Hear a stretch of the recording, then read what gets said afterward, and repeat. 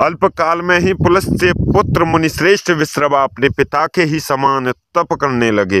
वे सत्यवादी, शीलवान, जितेंद्रिय, स्वाध्याय निरत, पवित्र, भोगों में अनासक्त, सर्वदा धर्म तत्पर रहा करते थे। जब विश्रवा के आचरण को देखकर महामुनि भरद्वाज ने अपनी देवांगना तुल्य सुंदरी कन्या को उनसे विवाह कर दिया। फिर संतोष जनक उस कन्या से धर्मात्मुनि विश्रवा ने एक ऐसा पुत्र उत्पन्न किया जो ब्राह्मणोचित समस्त गुणों से युक्त परम अद्भुत बलवान था। उसके जन्म से पितामह पुलस्त्य जी को बड़ी प्रसन्नता हुई। उन्होंने अपने पौत्रों में कल्याणकारिणी बुद्धि देखकर कहा कि हे, यह तो धनाध्यक्ष होगा। फिर तो उन्होंने ही देव ऋषियों सहित उसका नामकरण संस्कार किया और कहा कि यह बालक विश्रवा से उत्पन्न हुआ है और वैसा ही है, अतः इसका नाम वैश्रवण होगा। फिर तो उस महातपोवन में रहते हुए वह वैश्रवण भी बड़े तेजस्वी हुए। उन्होंने सोचा कि धर्म ही परम गति है, अतः मैं भी धर्माचरण करूंगा। उन्होंने कठिन व्रत के साथ हजारों वर्ष घोर तप किए, जिसमें वे कभी जल पीकर, कभी वायु पान कर और कभी निराहार ही रह जाते थे। इस प्रकार उन्होंने 1000 वर्ष एक वर्ष की भांति व्यतीत कर दिए।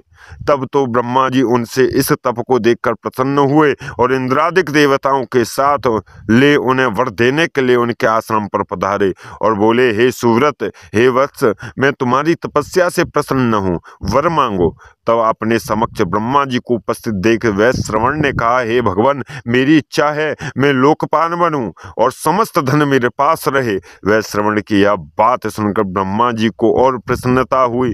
उन्होंने कहा, तथास्तु कहकर उसकी प्रार्थना स्वीकार कर वैश्रवण से बोले, हे वत्स, मैं चौथा लोकपाल रचने ही वाला था, अब तुम ही उस पद को स्वीकार करो। जाओ, अपार धन के स्वामी बनो। इंद्र, वरुण और यम के साथ तुम्हारा चौथा स्थान होगा।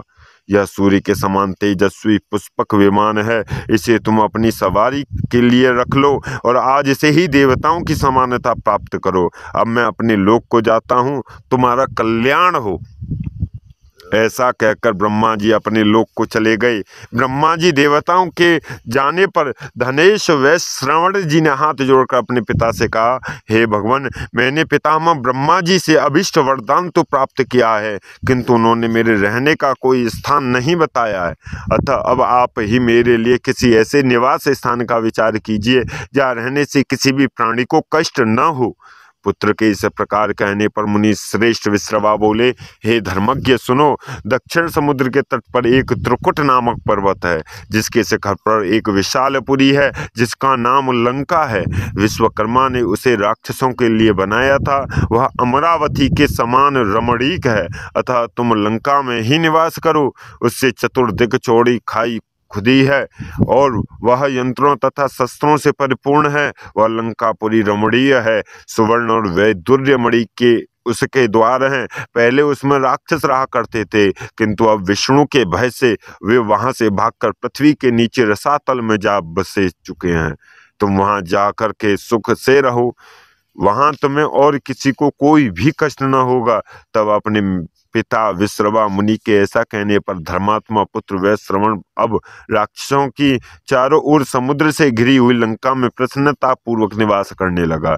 देवता और गंधर्व उनका योगासन करने लगे। उनका हृदय बड़ा विनीत था। धर्मात्मा धनेश्वर वैश्रवण पुष्पक द्वारा समय समय पर अपने माता पिता के समीप प्राय आते जाते रहते।